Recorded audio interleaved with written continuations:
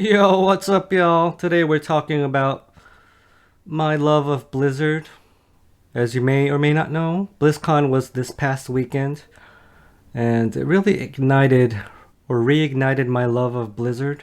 So, if you think about it, Blizzard used to be the number one PC developer as far as quality is concerned, in my opinion. So, before they were bought out by Vivendi, before they merged with Activision, they were the best PC exclusive developer and publisher on the planet, in my opinion. They were so influential. They never really invented genres. If you think about StarCraft, they didn't invent the real time strategy game. If you think about World of Warcraft, they didn't invent the massively multiplayer online RPG. If you think about Diablo, they didn't invent that genre either, but they created smash hits in those genres, and eventually other companies tried to copy them, and most failed. One of the few exceptions is Dota, which was a mod of Warcraft 3, which became more popular than their own, Heroes of the Storm, and it spawned another copy, League of Legends, which is probably the most successful game on the planet right now. So let's first talk about World of Warcraft. I have a video on this channel talking about my characters. So the announcement for Shadowlands, the next expansion, was a very exciting one. The cinematic was pretty cool. What was really cool was how the story intrigued me. The past few expansions, the story seemed kind of boring. It was just about Horde versus Alliance, or the Horde killing a bunch of demons and undead. It's kind of boring, but now you have.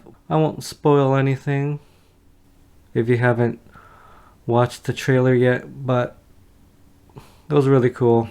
I watched one of their panels, and one of the things they announced was these roguelike dungeon-like things that you could go in solo or with 5 players.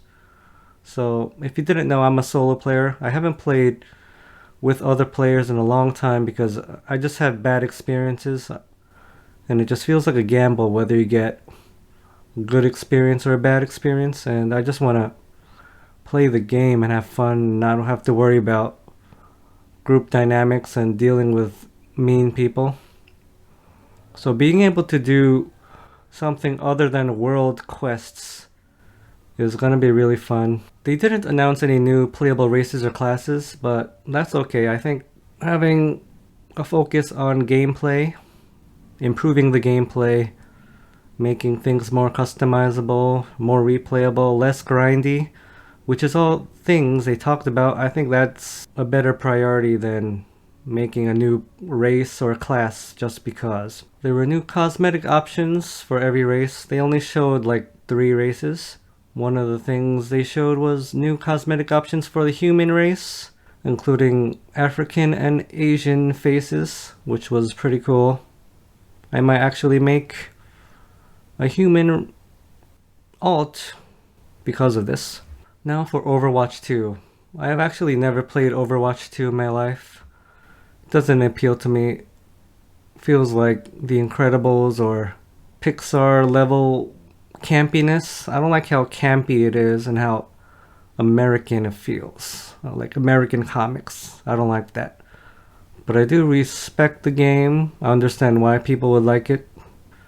And I didn't watch any of the trailers because it didn't appeal to me. I wouldn't be able to understand any of the references. But there were a few things that I heard about it that sounds cool.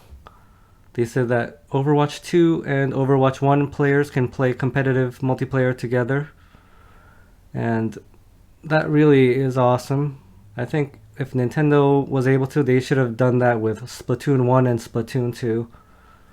But they really changed a lot of the systems in Splatoon 2, like being able to customize your gear, your clothing and stuff. So maybe it wasn't possible. But going forward in Splatoon 3, I think it would be really cool if Splatoon 2 and Splatoon 3 players could play together. On a related note, all progression is kept, all your cosmetic skins and stuff from Overwatch, you're going to be able to keep them in Overwatch 2. And I hope that Splatoon 3 goes this route.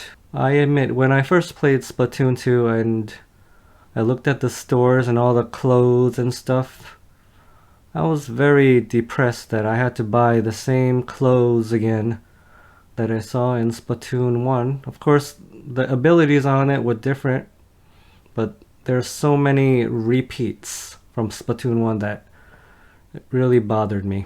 Diablo is a franchise that I really like. I really like Diablo 1. It's very slow, but it's very hard and it's very scary, for lack of a better word. It really revels in its gothic horrorness that hasn't been replicated since. So the cinematic for Diablo 4 was really cool, but I felt like it was inconsequential. Of course, it's gonna have repercussions in the story, but as far as getting me excited for the game, it didn't really do much. What I liked was the gameplay trailer. Instantly, I thought it looked better than Diablo 3. It was darker, it was grittier, it had way less color. One of the controversial things about Diablo 3 was that its art director was a person that worked on American comics. You could tell how stylized it was, how it looked like cartoons, and there was way too much color for it to be a Diablo game. I like how it's returning to its Diablo and Diablo 2 roots. Looks more like a gothic horror game.